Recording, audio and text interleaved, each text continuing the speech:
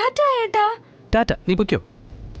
അയ്യോ, അവക്ക് കാശ് കൊടുക്കാത്തോണ്ട് നിക്കുക ഏട്ടാ. ഓ, സമയമില്ലാത്തോണ്ട് ആ കാര്യമൊന്നും മറന്നുപോയി.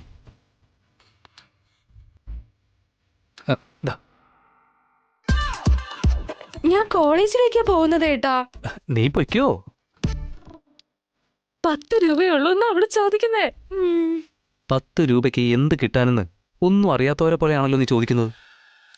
ഇപ്പോ 1/4 കിലോ തക്കാളി കിട്ടും, 5 കെട്ട് മല്ലിയിലയും കറിവേപ്പിലയും കിട്ടും, 100 ഗ്രാം ശർക്കര കിട്ടും. പിന്നെ എന്ത്? അവള് പോയിട്ട് നേരം കൊറേയായി ഏട്ടാ.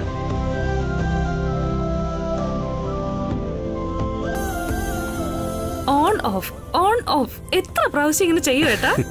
നിന്റെ കല്യാണം വരെ.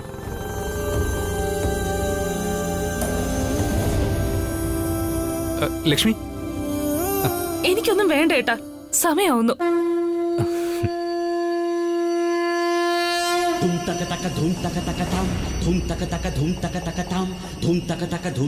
ലക്ഷ്മി,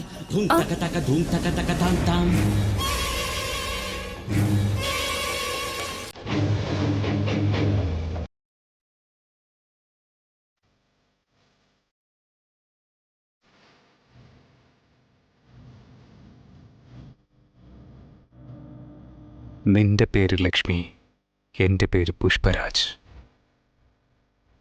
2 പേരും ചേർന്നാൽ അടിപൊളിയായിരിക്കും.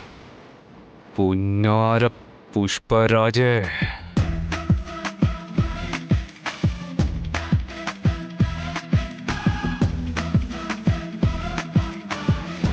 ഏട്ടാ ഏട്ടാ, ഞാൻ പറയുന്നൊന്ന് കേക്ക് ഏട്ടാ.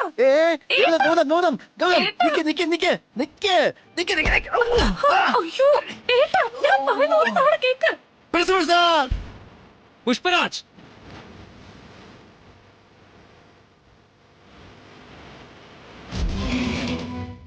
സാർ തടയാൻ പോയ എന്നെ തള്ളി മാറ്റിട്ട് ഗൗതം അകത്ത് കയറിയിരിക്കുക. താനെന്തിനാ തടയാൻ പോയത്?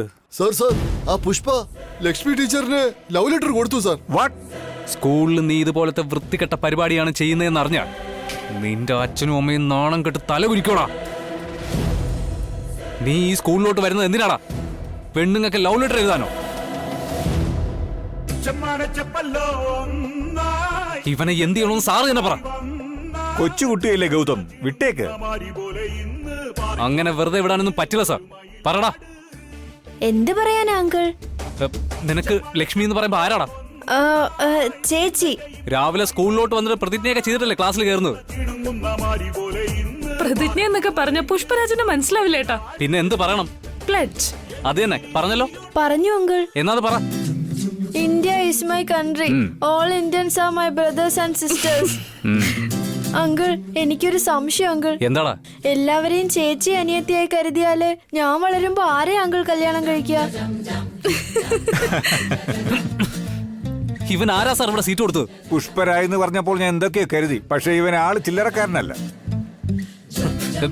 നീ കൂടെ വന്നേ. ടീച്ചർ പണിയും വേണ്ട, വേറെ ഒരു പണിയും വേണ്ട. ഹോംവർക്ക് എഴുതാതെ ലവ് ലെറ്റർ എഴുതിക്കൊണ്ടിരിക്കുക ടീച്ചർമാർക്ക്. മുട്ടയെന്ന് വിരിയാത്ത. നീ വന്നേ. ഞാൻ പറയുന്നത് കേക്ക്. ലക്ഷ്മി പഠിത്തത്തിൽ സരസ്വതിയാ. ഇവളെ പോലെ നന്നായിട്ട് പാഠം പഠിപ്പിക്കുന്ന മറ്റാരെ ഞാൻ കണ്ടിട്ടില്ല. അങ്ങനെ ആരെയും കിട്ടില്ല. ടീച്ചറായിട്ട് കാണാനുള്ള മനസ്സ് ഇവിടെ പഠിക്കുന്ന ഇവനെ പോലുള്ളവർക്കുണ്ടോ? ശമ്പളം വേണമെങ്കിൽ 5000 കൂട്ടിത്തരാം. പൂവാലിനെ നിങ്ങൾ ഇവിടെ വളർത്തിക്കൊണ്ടിരിക്കുന്നത്. ഞാൻ അവസാനമായി ചോദിക്കുക, വേറൊരു ടീച്ചറിനെ കിട്ടുന്നതുവരെ ലക്ഷ്മി ഇവിടെ ഒരു ടീച്ചറായി നിന്നോട്ടെ. പ്ലീസ് ഗൗതം, നീ എങ്കിലും ഒന്ന് പറ മോളെ. ശരി.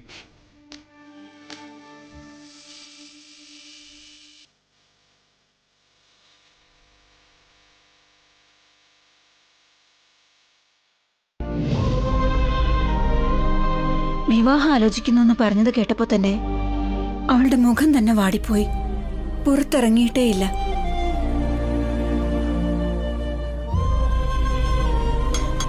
ശിവാനി. ആരാ? ഞാനാണെന്ന് ധൈര്യമായിട്ട് പറയുന്നത് ഇത് ആദ്യമായിട്ടാണെന്ന് തോന്നുന്നല്ലോ വല്യമ്മേ. ശിവാനി മോളെ, ശിവാനി.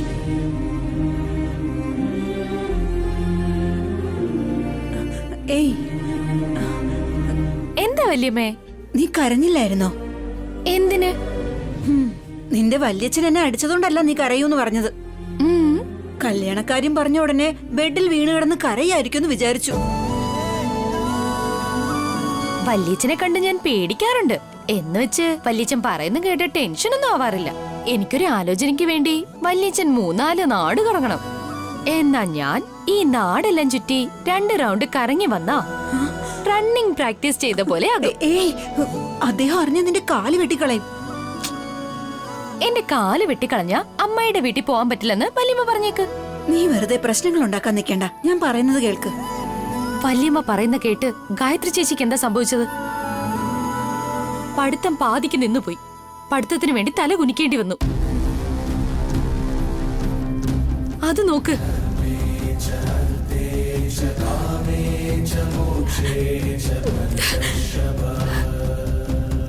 നിങ്ങൾ ജീവനോടെ ഇരിക്കുന്നവരെ ജീവച്ഛവമായ എന്നെ ആലോചിച്ചുകൊണ്ടും സ്വർഗത്തിൽ ചേർന്ന ശ്രീമതി ഗായത്രി അങ്ങനെയുള്ള പേര് ഓർമ്മയിൽ നിന്നും മായാതെ അവിടെ നിന്ന് നോക്കുന്ന കണ്ടോ?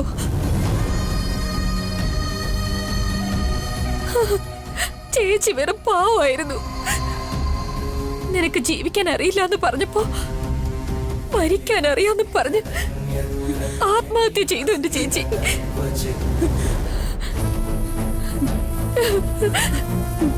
പെൺകുട്ടികൾ പോലീസ് ആവാൻ പാടില്ല എന്ന് പറയും.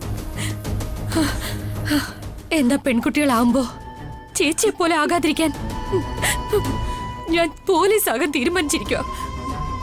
എന്നെങ്കിലും ഒരു ദിവസം ഈ നരകത്തിന്ന് ദൂരെ എവിടെയെങ്കിലും പോയാ കൊള്ളാന്ന് തോന്നുന്നുണ്ട് എനിക്ക്. എന്നാ ഞാൻ ഇറങ്ങിപ്പോയാ ഈ വീടിന്റെ അഭിമാനം നഷ്ടപ്പെടുമല്ലോ നോർത്തിട്ടാ ഞാൻ മിണ്ടാതിരിക്കുന്നെ. ഇതുപോലെ ഓടിയാലെങ്കിലും എനിക്ക് നല്ലൊരു ജോലി കിട്ടും. ശിവാനി മോളെ,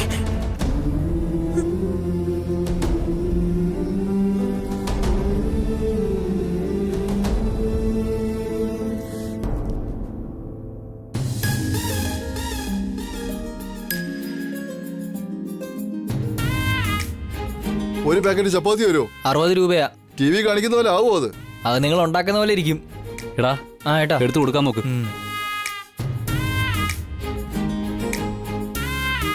സാധനം വാങ്ങാൻ വരുന്നവരെ മനസ്സിലാക്കി പെരുമാറാൻ നോക്കണം. അതിന് ഞാനെന്ത് പറഞ്ഞു എന്നാ? നിനക്ക് കുറെ മനസ്സിലാവും. ഇവരെയൊക്കെ മനസ്സിലാക്കാൻ പോയാ ബുദ്ധിമുട്ടുകൾ പറഞ്ഞു തുടങ്ങും ഏട്ടാ.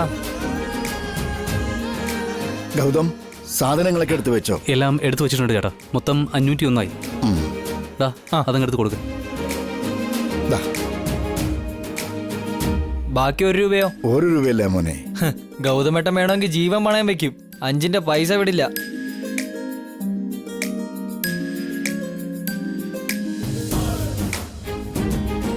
ചേട്ടാ നിക്ക്, ബാക്കി കണക്ക് കറക്റ്റ് ആയിരിക്കും. ആ, ഇത്രയും ആത്മാർത്ഥത കാണിച്ചാ ഏട്ടൻ എങ്ങനെ കോടികൾ സമ്പാദിക്കാൻ പോകുന്നേ?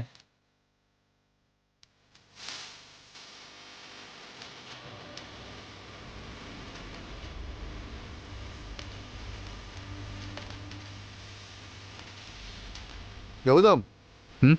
വീട്ടിലൊരു ഫംഗ്ഷൻ നടക്കുന്നുണ്ട്. അതിന് കുറച്ച് സാധനങ്ങൾ വേണമല്ലോ. അതിനെന്താ ചേട്ടാ, 2000 രൂപ അഡ്വാൻസ് തന്നിട്ട് വേണ്ട സാധനങ്ങളൊക്കെ കൊണ്ടുപോയിക്കോളൂ. 2000? അല്ലാതെ പിന്നെ എല്ലായിടത്തങ്ങ് വെറുതെ തരുമെന്ന് വിചാരിച്ചോ? നീ വെറുതെ ഇരിക്കും. ഗൗതം, 2 ദിവസം കഴിഞ്ഞ് തരാടാ. ഇനി എന്തൊക്കെ വന്നാലും കടം കൊടുക്കില്ലെന്ന് അറിയില്ല ചേട്ടന്. പിന്നെ എന്തിനാ വന്ന് ചോദിക്കുന്നത്? പോന്നു. എന്റെ അനിയത്തി സരസ്വതിയുടെ കല്യാണമാ ഗൗതം.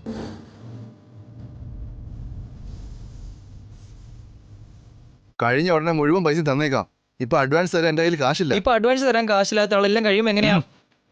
നിന്റെ വാ അടച്ചു വെച്ചിട്ട് ചേട്ടന് വേണ്ട സാധനങ്ങൾ എടുത്ത് കൊടുക്കാൻ നോക്ക്. ശരി ഏട്ടാ. ഫ്രീ ആയിട്ട് എനിക്ക് ഒന്നും വേണ്ട. അതൊന്നും കുഴപ്പമില്ല ചേട്ടാ. സരസ്വതി എൻ്റെയും കൂടെ സഹോദരി തന്നെ. ചേട്ടൻ ഇതൊക്കെ ഒറ്റയ്ക്ക് എടുത്തുകൊണ്ട് പോകാൻ പറ്റില്ല. ചേട്ടൻ പൊയ്ക്കോ, ഞാനിത് കൊടുത്തേച്ചേക്കാം. ഒരുപാട് നന്ദി ഉണ്ടടാ. ചേട്ടൻ ഒന്നും പറയണ്ട, പോവാൻ നോക്ക്. ഒരുപാട് ജോലികളല്ലേ, പോ.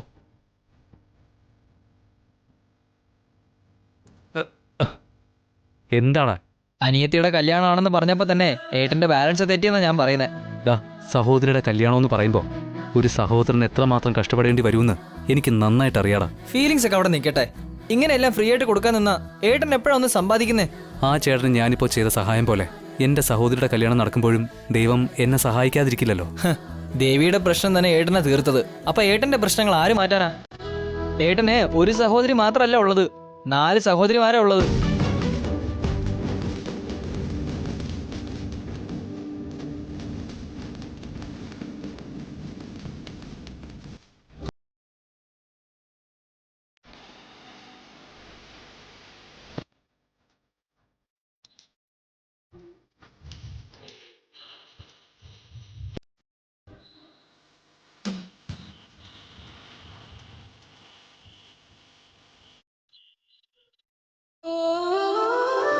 ചന്ദ്രേട്ടനെ കാണാൻ കൊള്ളാല്ലേ? അതാരാ? ഗൗതമേട്ടനാ ചന്ദ്രേട്ടനെന്ന് പറയാൻ പഠിപ്പിച്ചത്. ഓ, അടുത്തുള്ള 4 നക്ഷത്രങ്ങളും നമ്മളാ. ഏയ് ഏട്ട ഉറങ്ങുക, അതുകൊണ്ട് മിണ്ടാതെ കിടന്നുറങ്ങാൻ നോക്ക്. നീ എന്ത് ചെയ്യാ ചേച്ചി? നക്ഷത്രം എണ്ണിക്കൊണ്ടിരിക്കുക, കിടന്നുറങ്ങ്.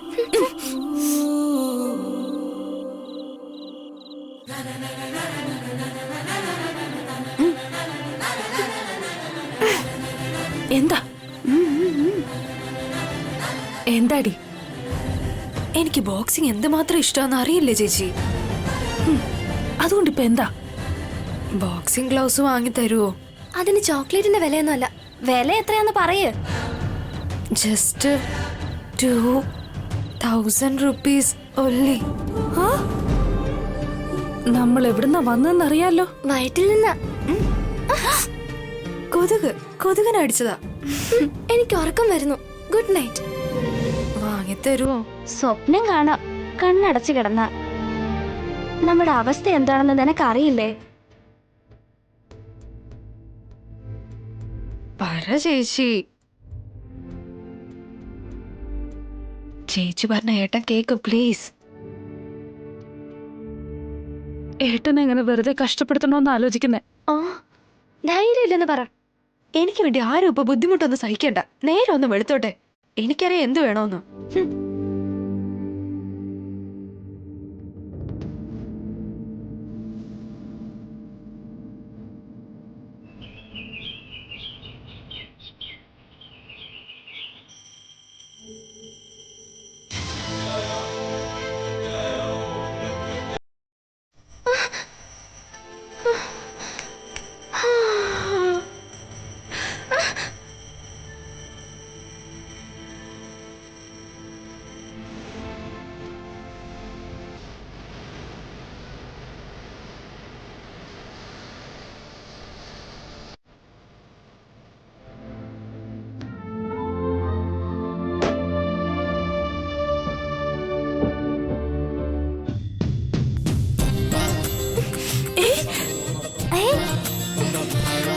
എന്താടി കാണിക്കുന്നേ?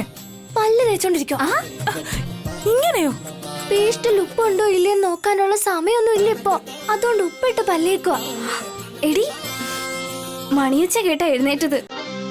പൂജാമുറിയിൽ നിൽക്കുന്ന ഏട്ടനോട് പുറകിൽ വെച്ചിരിക്കുന്ന കുടുക്ക ആരുടേതാന്ന് ചോദിക്കണം.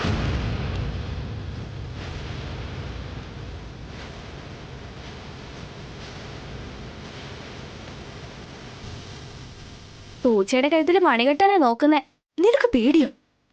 എനിക്കിത് ആവശ്യമോ? ഏയ് ശ്രീദേവി, ഒരു തവണ ആ കൊടുക്കയുടെ കാര്യം ചോദിച്ചപ്പോ ഏട്ടന്റെ കണ്ണ് നിറഞ്ഞത് ഓർമ്മയില്ലേ? മറന്നുപോയോ? ചേച്ചിക്ക് അറിയാവുന്നതല്ലേ എനിക്ക് 2000 രൂപ വേണോന്ന്. നിനക്ക് കാശ് കിട്ടുവോ ഇല്ലയോ? നീ ഇന്ന് ചാവൂന്നുള്ള കാര്യത്തിൽ ഒരു സംശയമില്ല. അതല്ല ചേച്ചി, ഏട്ടൻ വരുന്നുണ്ട്. മോളെ, കാശാണോ ഏട്ടാ? ആരതിയാ? ആരതി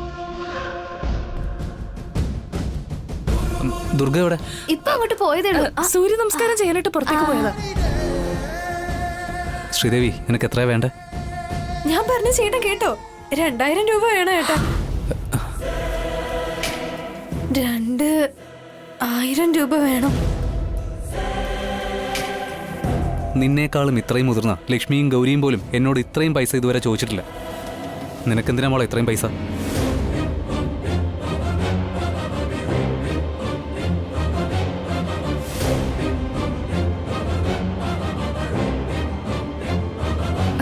ഷൂസ് വാങ്ങാനായിട്ടാ. അത് ലേഡീസ് ഷൂസ് കുറച്ച് വില കൂടുതലല്ലേ, അതുകൊണ്ടാ. ഓ, അതിനായിരുന്നോ? മാസം അവസാനമല്ലേ മോളെ, കണക്കൊന്നും ശരിക്കും നോക്കാതെ അങ്ങനെ ചെലവ് ചെയ്യാൻ പറ്റില്ലല്ലോ. ഏട്ടാ എപ്പോഴും എപ്പോഴും ഇങ്ങനെ തന്നെയാ. ഞാൻ എന്ത് ചോദിച്ചാലും വാങ്ങി തരില്ല. ശ്രീദേവി,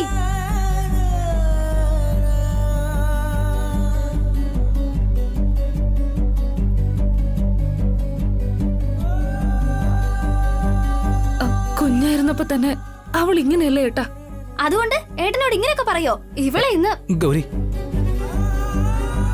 നീ അവളെ ഒന്നും പറയണ്ട.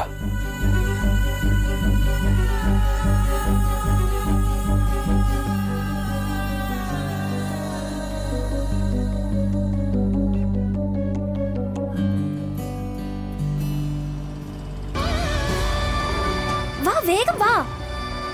മതി, നിർത്ത്. എനിക്ക് പഠിക്കാനുള്ളതല്ലേ.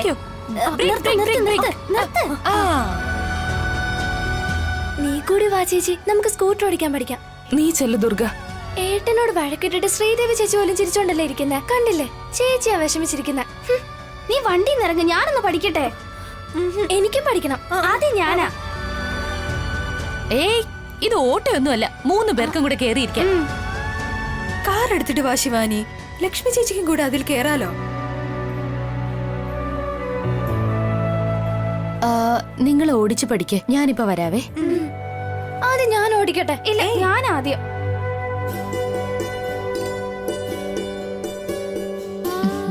എന്താ മിസ്, സ്കൂളിൽ ശരിക്കും പഠിപ്പിക്കാനൊന്നും കഴിഞ്ഞില്ലേ? എന്താ ഇത്ര ടെൻഷൻ? ശ്രീദേവിക്ക് ബോക്സിംഗ് പഠിക്കാൻ പോണോന്നുള്ള കാര്യം ഏട്ടനോട് ഇതുവരെ പറഞ്ഞിട്ടില്ല. അത് പറഞ്ഞാ പോരെ? ഏട്ടൻ വിഷമിക്കും. നിന്റെ ഏട്ടൻ സഹിക്കാത്ത കഷ്ടപ്പാടും വിഷമങ്ങളും ഒക്കെ ഉണ്ടോ? ഇതിപ്പോ പുതുമയുള്ള കാര്യമാണോ ഇങ്ങനെ പറഞ്ഞോണ്ടിരിക്കാൻ? ധൃതി പിടിക്കാതെ പറഞ്ഞതാ ശ്രീദേവി. ആക്സിലേറ്ററിൽ കൈവച്ചിരിക്കുന്ന നീയാ. പതിയെ പതിയെ. അയ്യോ, ആർക്ക് എന്ത് താല്പര്യമുണ്ടോ അവരെ അതിലേക്ക് തന്നെ വിടണം. ഒരിക്കലും തടസ്സം പറയരുത്. സപ്പോർട്ട് ചെയ്യാനായിട്ട് ഒരാള് പോലും ഇല്ലായിരുന്നത് കൊണ്ടാ എന്റെ ഗായത്രി ചേച്ചി മരിച്ചത്.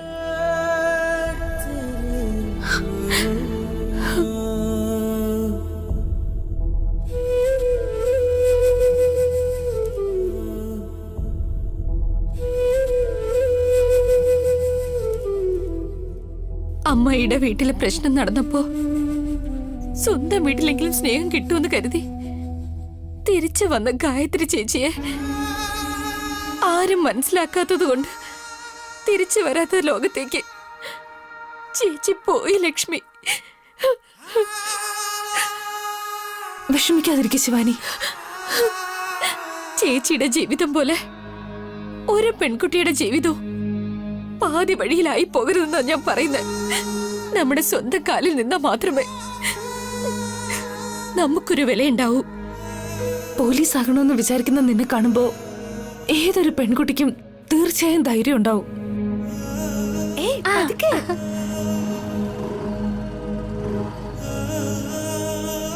ശിവാനി, നീ വരാതെ ഇവരെനിക്ക് സ്കൂട്ടർ തരില്ലെന്നാ തോന്നുന്നേ. കണ്ണ് നന്നായിട്ട് തുടച്ചോ നീ. ഞാൻ അതിനത്ര കൊച്ചുകുട്ടിയൊന്നുമല്ല. ചേച്ചി ഇത്ര നേരം ഓടിച്ചില്ലേ? ഞാൻ ഓടിക്കട്ടെ.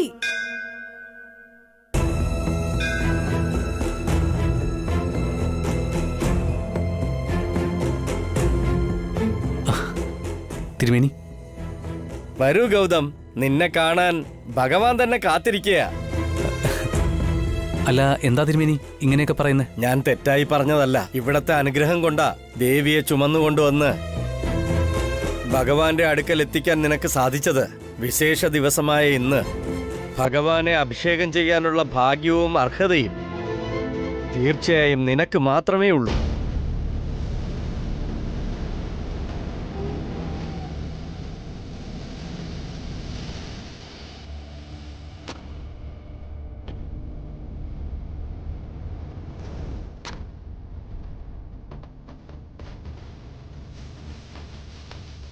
ദേവിയുടെ അനുഗ്രഹം, സ്വാമിയുടെ കടാക്ഷവും എൻ്റെയും സഹോദരിമാരുടെയും കൂടെ എപ്പോഴും ഉണ്ടാവാൻ വേണ്ടി പ്രാർത്ഥിച്ചുകൊണ്ട് ഞാൻ ഈ അഭിഷേകം നടത്താൻ തിരുമേനി.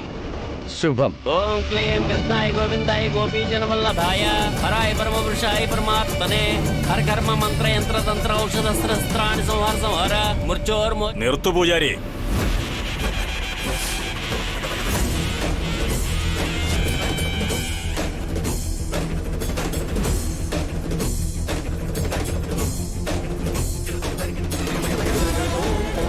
ഞാൻ വരുന്നതിന് മുൻപ് എങ്ങനെയാ അഭിഷേകം തുടങ്ങിയത്? മുതലാളി, നിങ്ങൾക്ക് അറിയാവുന്ന കാര്യം തന്നെ ഞാൻ പറയുന്നു എന്ന് കരുതരുത്. ദേവിയുടെ വിഗ്രഹത്തെ ഒറ്റയ്ക്ക് ഭഗവാന്റെ സന്നിധിയിലേക്ക് ചുമന്നുകൊണ്ടുവന്ന ഗൗതം ഒരു തവണയെങ്കിലും അഭിഷേകം ചെയ്യാനുള്ള ഭാഗ്യത്തിന് യോഗ്യനല്ലേ? പൂജാരി, നിങ്ങൾക്കത് തലയ്ക്ക് ഭ്രാന്തായോ? മുതലാളി നാട്ടിലില്ലെന്ന് കരുതിയോ? ഇദ്ദേഹം വന്നതിന് ശേഷം ഒഴിവൊഴിവ് പറയണോ? ഗൗതമിനെ കൊണ്ട് അഭിഷേകം ചെയ്യിപ്പിക്കാനേ സ്വാമിക്ക് താല്പര്യമുണ്ടോ എന്ന് തിരുമേനി ചോദിച്ചായിരുന്നു. സ്വാമിക്ക് എങ്ങനെ പറയാൻ കഴിയും? പൂജാരി, നരസിംഹമൂർത്തിയുടെ ശക്തിയിൽ സംശയിക്കുന്നുണ്ടോ? അങ്ങനെയല്ല ഞാൻ പറഞ്ഞത്. നിങ്ങൾക്ക് മനസ്സിലാകുന്ന രീതിയിൽ പറഞ്ഞു തരാം. നമ്മൾ ചെയ്യുന്ന അഭിഷേകങ്ങളൊക്കെ ദൈവം സ്വീകരിക്കുന്നുണ്ടെങ്കിൽ ഒരു പൂവെങ്കിലും താഴെ വീഴാനായിട്ട് എന്റെ അച്ഛൻ ഡോലക്കടിക്കുമായിരുന്നു. ഓർമ്മയുണ്ടോ പൂജാരി? അതൊക്കെ എന്നോ ഉണ്ടായിരുന്ന വിശ്വാസങ്ങളാ. കുഴപ്പമില്ല തിരുമേനി, എനിക്ക് വേണ്ടതൊക്കെ എൻ്റെ ഈശ്വരൻ എനിക്ക് നിറവേറ്റി തരുമെന്ന് എനിക്ക് ഉറപ്പുണ്ട്. നീ പോയി പൂവും നീ പോയി ഡോലക്ക് കൊടുത്തിട്ട് വാ. ശരി മുതലാളി. പതുക്കെ പതുക്കെ. Slow slow slow. കിളി ജോത്സ്യം നോക്കാൻ താല്പര്യമുണ്ടോ പിള്ളേരെ? നമുക്ക് നോക്കിയാലോ? വരൂ വരൂ, ഇരിക്കും ഇരിക്കും.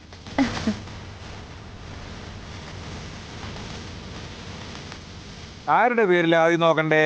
ആദ്യം ലക്ഷ്മി ചേച്ചിക്ക് നോക്ക്. രാമു, ലക്ഷ്മിയുടെ പേരിൽ ഒരു കാർഡ് എടുത്തേ.